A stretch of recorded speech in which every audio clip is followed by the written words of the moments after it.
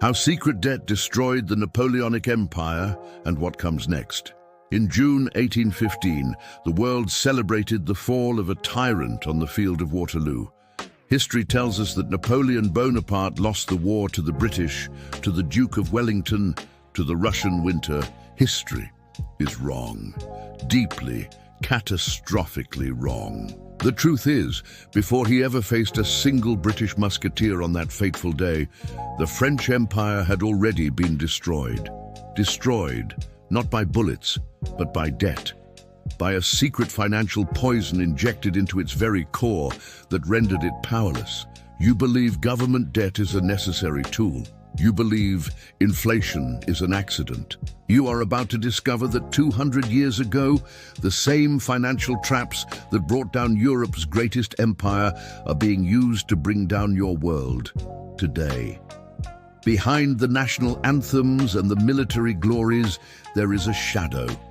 A shadow of bankers, bonds, and hidden interest rates. This is the true enemy. The true enemy that turned history's greatest military genius into a financial beggar. This is not a history documentary. It is a financial autopsy of an empire. If you want to know how to protect your wealth and your future against the secret debt tactics that governments still use, this is the most important video you will watch. Stay with us, and we will reveal the name and the tactic of the man who truly defeated Napoleon. Napoleon's empire at its peak, 50 million subjects, an army that rewrote the art of war. France was not just a country, it was an industrial and military engine. Analyzing the data on French production from 1800 to 1810, we see that iron production nearly doubled. Salt production, essential for preserving army rations and for the chemical industry, tripled. France, in theory, had enough resources to crush its rivals. Its territory was vast. Its coffers were filled with spoils of war from conquered nations like Austria and Prussia. Millions of livres and francs flowed into Paris in the form of war contributions. The system seemed perfect. The war paid for itself. Why then did the machine begin to grind to a halt? The answer lies in the fundamental economic model. Great Britain, its rival, had embraced the Industrial Revolution and, more importantly, possessed a highly centralized financial system through the Bank of England and a reliable government bond market, the famous consols. Napoleon's France, despite creating the Bank of France in 1800, still relied on an artisan-based economy and private loan companies, cases, to finance its massive campaigns. The assignat, the revolution's paper currency, had become worthless, and Napoleon wisely returned to the gold and silver standard. This provided stability, but it imposed a physical limit on his ambition. With every new campaign, every new division of the Grande Armée mobilized, the demand for bullion, gold for international payments, and silver for daily currency became unsustainable. The Grande Armée was not just expensive, it was a precious metal-devouring machine. The logistics of feeding and arming 600,000 men, as in the Russian campaign, required a cash flow that no metal-backed empire of that era could sustain without massive borrowing. Napoleon was forced to seek debt, the very force the French Revolution promised to destroy. The irony is the key. The daily expenditure of the Russian campaign, in modern terms, exceeded the annual GDP of many smaller nations at the time. This deficit was the financial black hole. The secret debt was not on the public ledger. It was in the hands of individuals, the war suppliers and high-risk bankers. The most notorious was Gabriel-Julien Ouvrard. Ouvrard, a war profiteer with connections across Europe, was Napoleon's shadow banker. The emperor despised debt and speculation, but he desperately needed Ouvrard's money. The loans were disguised as advances on future indemnity payments or bills of exchange on Spain. In reality, they were short-term debts with extortionate interest rates.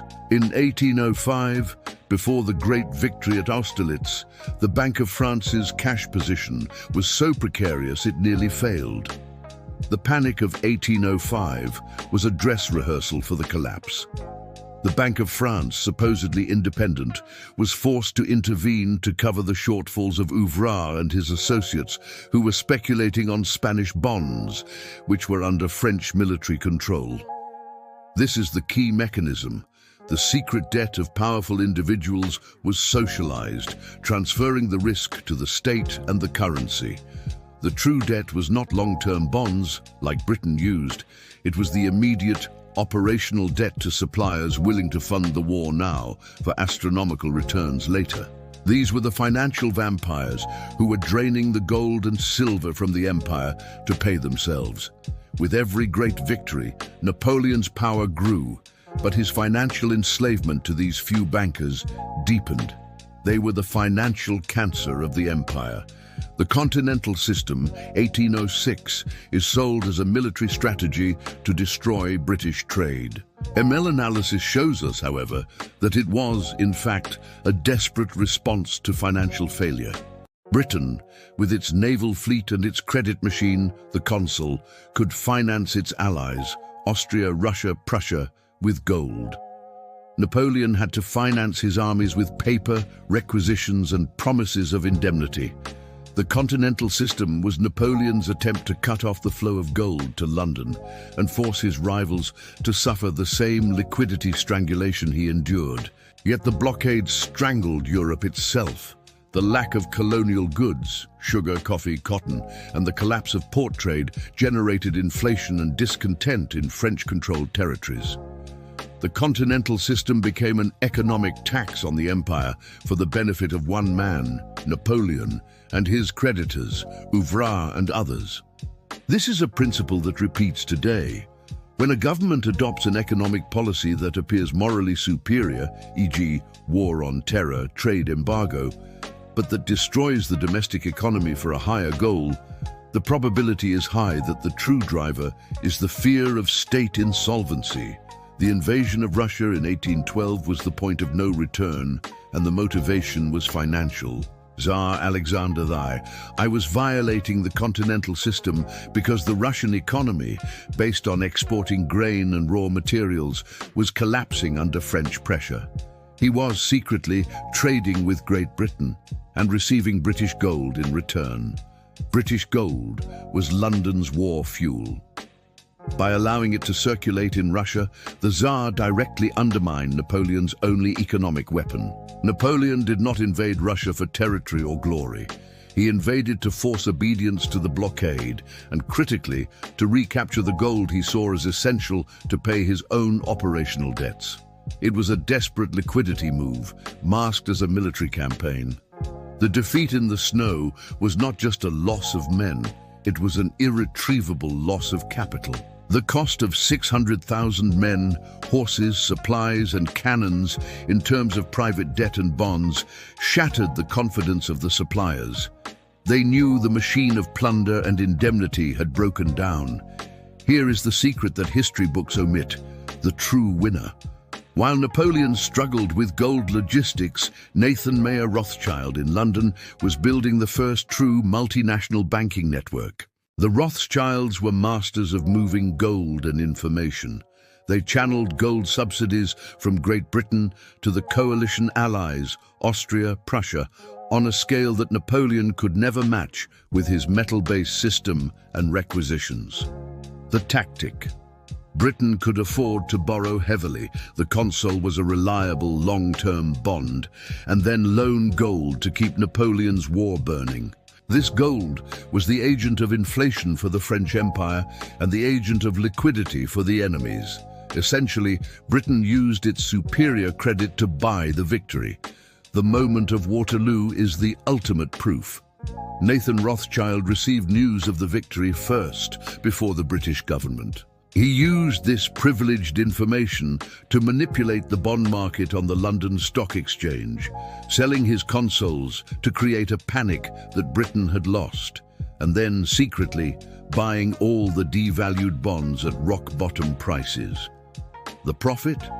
a fortune that solidified the family's dominance over European finance and ensured that London, not Paris, was the financial center of the 19th century.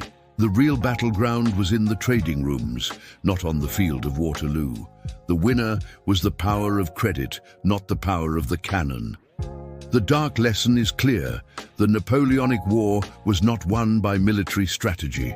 It was won by financial supremacy and the ability to sustain reliable debt. Napoleon's greatest legacy was proving that in the end, capital always defeats the army. The true winner is the global banking system, which became richer and more powerful with every bullet fired. Do you think these tricks are over? Consider the current national debt. Where are governments borrowing money? Who is buying those treasury bonds?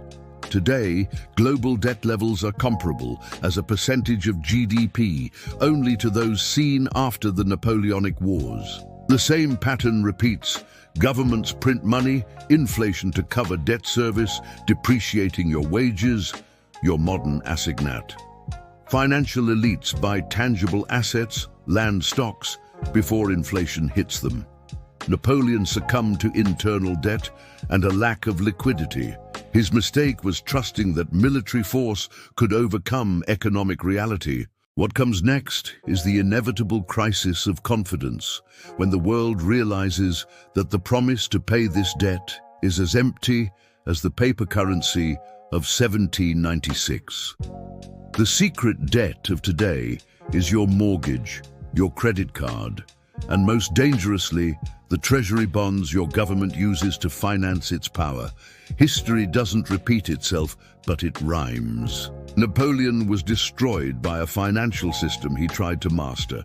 Don't make the same mistake. Knowledge is your only defense. Subscribe and turn on notifications now. Join our community of thinkers who refuse to accept the official narrative. This channel exists to expose the financial truths they want you to ignore. In our next video, we will expose the secret governments use to keep you poor, where their debt becomes your impoverishment.